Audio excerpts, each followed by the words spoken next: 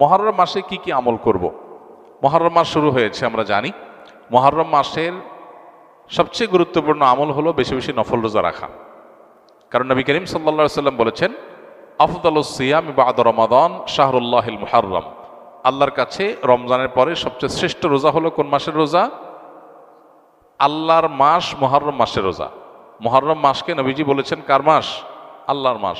সব মাসই আল্লাহর, কিন্তু এটাকে আল্লাহর মাস বলে নবীজি সাল্লাল্লাহু আলাইহি ওয়াসাল্লাম ইঙ্গিত করেছেন এই মাসটা বিশেষ কারণে মর্যাদাপূর্ণ।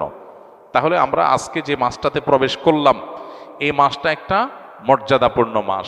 সম্মানিত 4 মাস সম্পর্কে কোরআন যে ধারণা দিয়েছে আমাদেরকে, আল্লাহ বলেছেন, ইন্না ইদ্দাতাশ শুহুরি ইনদাল্লাহি 12 শাহরান ফি কিতাবিল্লাহি ইয়াওমা খালাকাস সামাওয়াতি ওয়াল আরদ মিনহা আরবাআতুন হুরুম।